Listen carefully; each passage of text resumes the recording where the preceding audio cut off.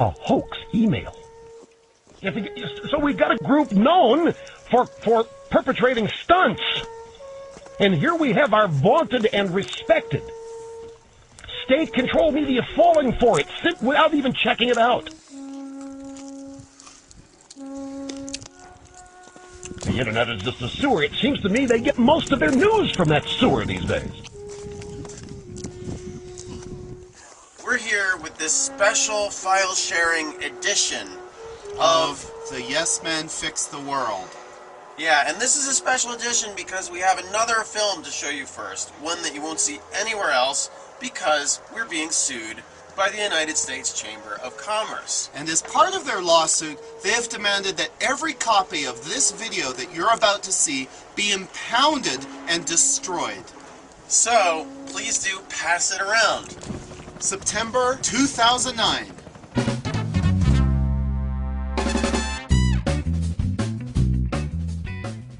Back in September, we were working with a bunch of climate change activists to plan an event in Washington, D.C. We wanted to make a political point about an organization that's pulling off some of the world's biggest hoaxes. No, not this organization. The one across the street. The one that looks like a U.S. government office, but really is working against the government. In reality, the U.S. Chamber of Commerce is a large corporation that is reported to lie to the public on behalf of even bigger corporations. They spend nearly $500,000 a day trying to convince the U.S. government to do really stupid shit, like killing environmental regulations and undermining workers' rights. But since they spend so much money on their hoaxes, many people believe them. And as it says, American Free Enterprise dream big, but their dreams are our nightmares because their plans are to prevent us from passing climate change legislation, which means we're screwed. Since the Chamber was hoaxing us all and threatening our survival, we decided to fight fire with fire. We would reveal one of their biggest lies by masquerading as them.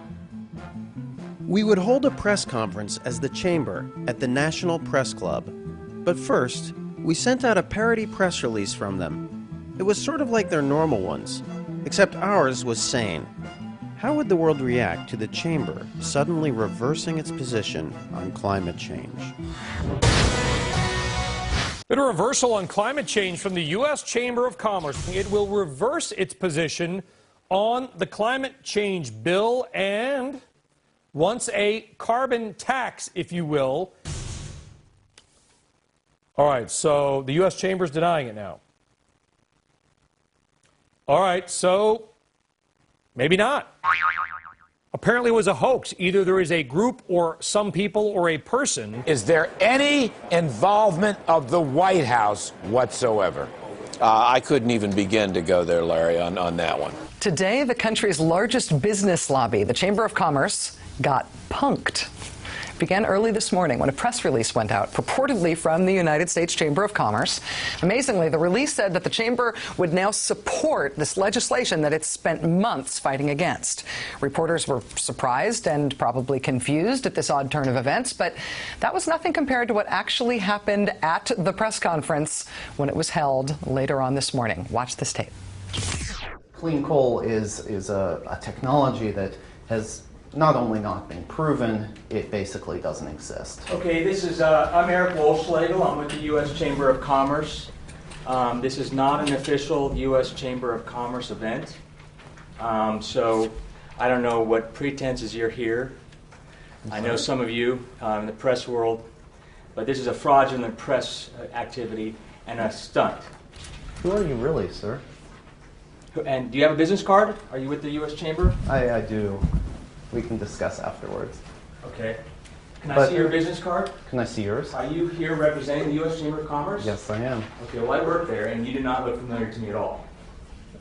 Could I see your business Is this card? a stunt? Could I see your business Is this card? a stunt? Are you interrupting the president? Yes, I am. And this guy does not represent the U.S. Chamber of Commerce. Can we finish the Okay? No. This is not an official Chamber of Commerce. This is not... what is your position at the Chamber of Commerce? I just spoke my position. We've got working... What is your title and your official title at the U.S. Chamber I'm of the Commerce? assistant to Mr. Donahue. Okay. This guy is a fraud. He's lying.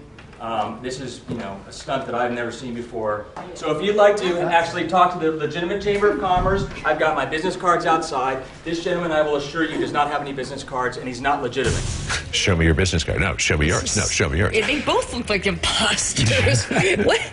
It's You got a business card? It's so weird, though. But You don't look familiar. The U.S. Chamber of Commerce says it was victimized. Victims of a hoax by environmental activists. They said public relations hoaxes undermine the genuine effort to find solutions on the challenge of climate change. A hoax actually led to the chamber admitting that there is a challenge for climate change. It seems like a good first step. So next up, hoaxes about poverty, violence, Education. hunger. The big education hoax. We've got a big education hoax in this country. The hoax is a good first step. Yeah. So that's the story, folks. Not entirely. Then they decided to use this opportunity to raise funds. They put out Google ads. You'd click on that, and it would take you to a page from the U.S. Chamber of Commerce asking you to give them $250 to help defend themselves against us. It gets even funnier. They not only use this opportunity to fundraise, but then they decided to sue us. And by the way, we're being defended by some of the best lawyers in the world. We're being defended by the Electronic Frontier Foundation. Go to EFF.org to check them out. Wait. There's another punchline.